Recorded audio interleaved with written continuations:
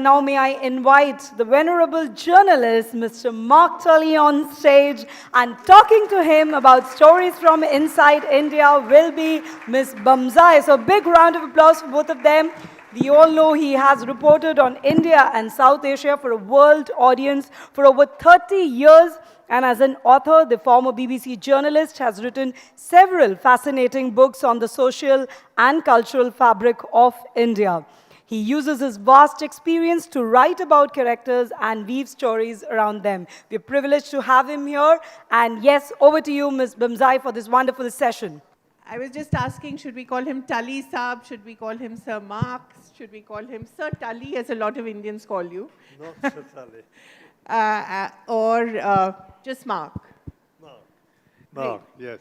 I think Sir Mark has been a witness to history for almost 50 years now, 45, I think, in India. He's been in India off and on since 1965.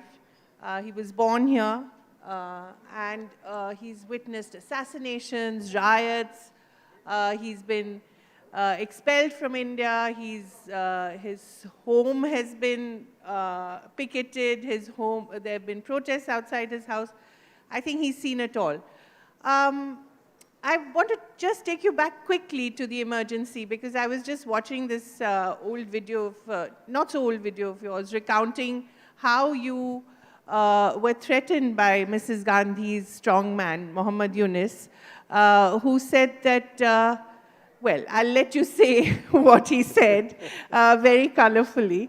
And you were essentially asked to leave because things were made so difficult for you. So you want to just talk a little about that story?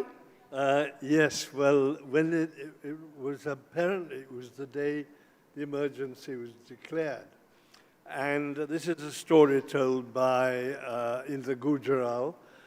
Indira, of course, went on to be Prime Minister of India. And he told me this story, and it's all written down in a book I wrote. He said that Muhammad Yunus called him in. Muhammad Yunus was a person who was very, very close to Indira Gandhi, a member of her kitchen cabinet, very, very close to her. And he said to Gujral, he said, you get hold of Mark Tully, take his trousers down, give him a good beating, and then put him in prison. And Gujral said, well, what on earth are you talking about? He said that Mark Tully has said that Jagjeevan Ram has resigned. Now, Jagjeevan Ram was then a very leading member of Mrs. Gandhi's cabinet. And of course, it was important that Mrs. Gandhi's cabinet should have stayed together when the emergency was declared.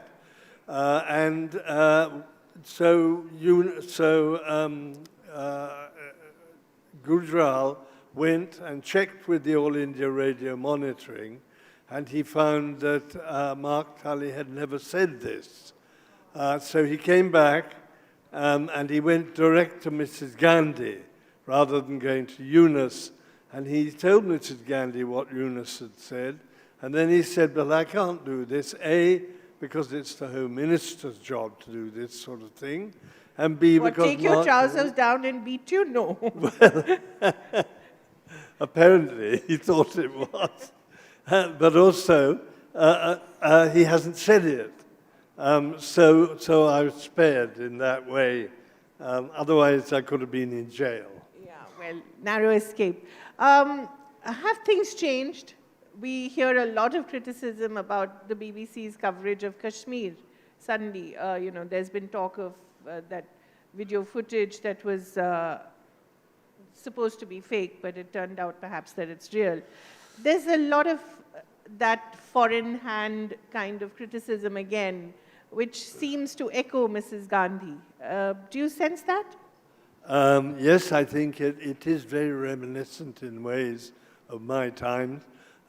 We were quite often accused of trying to destabilize India. And my answer to that was, my answer to today would be, if India is in such a feeble or such an unstable state that the BBC can destabilizing it, then India is in a pretty poor state. I didn't believe then it was, and so I would go on to say that actually the politicians who make these sort of allegations are demeaning India. Yes. And I would say the same today. Right. In these 45 years, you've said India has been not a failing state, but a flailing state. What do you mean? Well, that's actually said by a World Bank economist. What I mean is this, that the Indian government, the Indian administrative system, has not been able to deliver on the ground. That's why I have written and spoken and about what I think is one of the fundamental problems of India, which is bad governance, inefficient governance, corrupt governance, governance that does not deliver. And if you look at the United Nations Human Development figures, you find that a country like, I wrote this only the other week, you find that a country like Bangladesh has some better indices that India does. And I can remember in 1971 to 75, at the time Sheikh Mujib was in power, and I can remember that Bangladesh was basically a broken country, broken by the civil war. Now, if a country like Bangladesh can come up like that, why can't India? I believe it is because it's a flailing state and because the standard of governance, the standard of delivery by the government, particularly at the grassroots level, is so inefficient and ineffective. How much do you blame the politicians? I blame them a lot because I think that they should have reformed the administrative system. After all, we all know, and it's written time and time again, that this administrative system, and particularly this police system, who are so important in efficient or in the delivery of services, was bequeathed by the British. And it is a British Raj system. It's not an independent Indian system. And you feel that we've not really done much to change it? Yes, I do feel that, yes. So how much of what you see now reminds you of the emergency? How difficult was it to report during the emergency? And yet, when Mrs. Gandhi died, Rajiv Gandhi is said to have asked whether the BBC had confirmed it. So they loved you and hated you in equal measure. And they were so particular about the image of India during the emergency. You want to talk about some of the, apart from the beating story, some of the strange things that happened to you during that time? Well, I do remember one rather entertaining thing which happened. I was called in by V.C. Shukla. We must explain to this generation who V.C. Shukla was. Yes, who was? He was, yes. So you explain. Well, he was the Information and Broadcasting Minister, and for me, he will always be remembered as the man who loved candy, right? There was this starlet Candy, who apparently was very besotted by. I remember that, and he was very glamour-struck, wasn't he? Yes, but he was also a very stupid information minister. And I think we can applaud on that. He really was stupid. He was a very smart politician, but a very stupid minister. Yes. I remember once he called me in and he said, how dare you break the censorship rules and report that a bomb has gone off in All India Radio in Bhopal. So I said to him, Shukla ji, thank you very much for giving this information. I'll now go and broadcast it. And so much the sort for of that. sad things which happened, you know. Right. Did you ever, how often did you meet Mrs. Gandhi? Did you ever have long conversations with her? How was she personally with you? Varied. She was very moody. I met her many times. She was much more generous with her time than modern politicians are today. The last time I met her, actually, it was quite fascinating because after the interview was over, this was just before the Commonwealth Summit in Delhi, she said, well, switch your tape recorder off and let's discuss what's happening in India. So I had to talk with her about what was happening in India. But I must tell you one lovely time. When I took a Director General of the BBC to meet Indira Gandhi, and this was the time when Indira Gandhi had returned to power. And the Director General said to her, and he had been a political journalist, so he asked her a political question, and he said, Mrs. Gandhi, or Prime Minister, how did you feel when you lost the people's support? And she said, with a lovely smile, very gently, Mr. Trathawan, I never lost the people's support. They were only misled by rumors, many of them spread by the BBC. So she could be charming, and she could be very off-putting indeed. Have you met the new generation of leaders in the BJP and the Congress, the current Prime Minister? No. I don't have a relationship with the present Prime Minister. After all, I'm not doing that sort of journalism. But you had a very long relationship with Mr. Advani. Yes, I have a very long relationship with Advaniji. I still go and see him sometime. I have a quotation from him, important quotation from him in one of the books I've written. I have a relationship with Joshi ji as well, Murli Manohar Joshi. I was at a book launch and he said, I'm so happy to see my old friend Mark Tully here, which was very nice for me. Yes, I do indeed, and I've met Rajnath Singh and some of the more junior ones, of course, I've met. It's interesting, I read somewhere that you said that the BJP wanted a Congress Mukt Bharat, but it's also got a BJP Mukt Bharat. You want to explain that? Yes, well, I said this during this election. I said that Amit Shah wants a Congress Mukt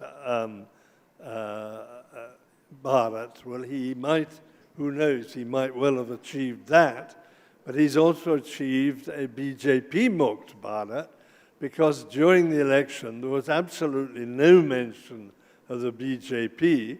It was all Modi, Modi, Modi, and nothing else but Modi.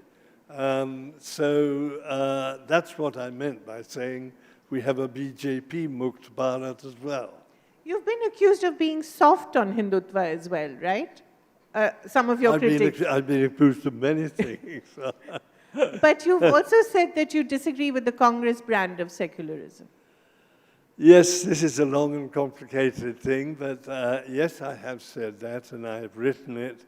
Only that day I was in Goa, and someone read a passage from a book I wrote more than 20 years ago now, called No Full Stops in India, where I explained what I meant. But putting it very simply, what I mean is that I think that secularism carries tones of hostility to religion or indifference to religion. Well, I don't think India is hostile to religion, and I don't think India is indifferent to religion. And I therefore think that in some way or other, religion has to be accommodated in the public life and in India. It's always said that whenever someone from BBC goes anywhere in India, he's mistaken for Mark Tully. Is that true? Well, it is sometimes true. Have you heard stories from various people who come back and tell you, I was mistaken for Mark Tully again? I remember one quite nice story. I've had lots of stories like that, but I remember the nicest one I heard was there was a very leading television presenter rather, and interviewer. You have to tell us his name. Jeremy Paxman. Oh, really? God. He came to India and he was talking to, he heard rather the fixer when he was out in the field, talking to someone, villager, and the villager mentioned the name Mark Tully. And so Jeremy Paxman got very cross and said, well, tell him I am not Mark Tully, but I am much more famous than Mark Tully is. So, but that kind of fame, you know, was also a function of the fact that we didn't have a free media. I mean, not to take away from all the work that you did. No, you're absolutely right. Absolutely. But there is, do you right. sometimes turn on the television? If you do, and do you sometimes think that there's too much noise, and where is the reportage when you watch our 300, 800 news channels? Yes, absolutely. I turn on the television and I wonder, where is the craft? The skill is no longer there. And where is the journalistic training? Why do journalists go on and on speaking the same thing time and time again? Where is the camera skills now? Yes, I do really believe that in Indian television there has been a decline in quality. What about the newspapers? What about print? Do you feel that they're holding governance and the government accountable? Do you feel there is a sense of, is it fear? Is it an internal kind of code of censorship or conduct? Well, you know, in Britain, for instance, you have papers which are pro-government and papers which are anti-government. And you know what to expect. But you do know what they stand for, and you know that it's been a free decision of them to decide this is their policy. And the Daily Mail is right-wing conservative. And if you'd read The Guardian the week before Boris Johnson was finally chosen, well, you'd have thought this man is thoroughly unsuitable to be the mayor of the sarpanch of a village, leave aside Prime Minister of the country. But you know, you do hear from your colleagues in the media that pressure is put on the papers by the government, and pressure was put on television networks by the government too. But I think there is, but also we have to give credit to the fact that there are media, print, digital, very important nowadays, and television channels who are resisting that pressure. So it's not like the emergency when the government just put a total blank on it virtually. Some of the more interesting stories that you've told is, one among them is actually asking Morarji Desai whether he drank his own urine, and he actually answered you. You want to tell that story and maybe a couple of more? Because you are India's storyteller, you know. Yes, well, you know, the first thing I have to say is rather a vulgar thing, if you don't mind me saying it. No, we're all for it. When I first went to the External Affairs Ministry spokesman and said, I want to make a film about Morarji Desai, the spokesman said to him, I'm not going to have you taking the piss out of my Prime Minister. Truly. Yes. But then he relented, and I took this. I asked Morarji this question, and Morarji asked me how he looked. And I said, well, you look very well. And you know, Morarji had very sort of translucent skin, and he was wearing immaculate white khadi and dressed beautifully. And I said, well, you look rather better than I do, actually. And he was 82. And he was 82, yeah. Yes. And I said, you look rather better than I do. And he laughed and said, you see, there you are. I told you, it's good for you to drink your urine. And then he added, you know, I wrote a book about it. Not many people bought it, but now I'm Prime Minister. More people are buying it, he said. In today's day, it would be a bestseller, I think. Yes. There are a lot of people who drink their own urine.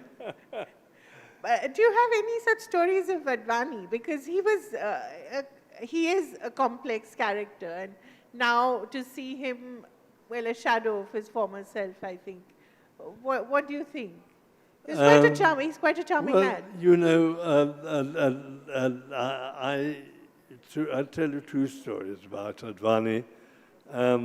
One was when I gave a lecture, and Advani was on the platform as well, and I talked about my views on secularism, and Advani said I thought he would criticize me because I said to me Hinduism did not mean Hindutva. And Advani said, well, I can't really see anything to criticize in Mark Tully. Said it is a point of view, and we have to accept it's a point of view. The other time, when I went to see Advani, and I said to him that one of the things which appalled me at Ayodhya was the terrible, was the obscene anti-Muslim slogans being shouted. And Advani just said to me, well, you see, that's the impact of pseudo-secularism. Another thing he said, which I can't, no, I better not. That's about No. Now you have to. You can't tease us like this. No, it's unfair, actually, because it'll get us. But I hope all of you know that Mark Tully has always been close to the action. He was there in Ayodhya the day the demolition happened. Yes. And that was a scary story for you as well. You want to tell people a little about that? Well, it was a scary story because I was, when I got back to Ayodhya after filing my story, say the destruction of the mosque had started, I was surrounded by car sevaks, and the discussion started, and some said, isko maro, and others said, ne, wo mashhoor aadmi hai, agar hum usko marenge to hamara badnaam honge. And eventually a compromise was reached, and they said, so usko band karo. So I was taken and locked up in the room of a dharamsala. And then I have to say that the Indian journalists I'd come back into Ayodhya with refused to go away. And so the car sevak said, well, if you won't go away, we told you, we have nothing against you. When the car sevaks said that, the Indian journalists refused to go away, so the car sevaks said, right, we'll lock you up as well. And I was rescued by the mahant of a nearby temple, who sent his man to tell these people, you can't behave like that, and escort us back into the mahant's temple. You had a scary escape during the riots as well, the 1984 riots from your own home? Yes, we had demonstrations outside our house for a whole week. What was the cause? Actually, it was before the actual riots. After Mrs. Gandhi had been assassinated? It was after Blue Star, because after Blue Star, someone in India, a man called Jagjit Singh Chauhan, someone in England, sorry, had said, Mrs. Gandhi will be killed. Ah, yes. So we had these demonstrations. Mrs. Thatcher had written, that was much later. Mrs. Thatcher wrote about it to the BBC. She complained about them showing Jagjit Singh Chauhan, right? Yes, I think she did correct. Right. Right. Yes, Sorry the to same interrupt. thing. Please go on, Yes. yeah. Jagjit Singh Chauhan, in an interview, Yeah. had said that Mrs. Gandhi would be killed. And that is true, but it was an interview. It was not the BBC itself saying it. And we had these demonstrations for a whole week. And the final demonstration, they got into the garden and broke the windows and got into the house and all the rest of it. And I have to tell you, in standard way, we called the police. The police came, said they were conducting an investigation. We never heard anything from them again. What is it that you love so much about India? I think if they ever open your heart, it'll have India written all over it. What is it that you love so much? Well, There's so much to dislike, and yet there's so much to love. There's a funny reason. One reason is that I'm a great believer in fate.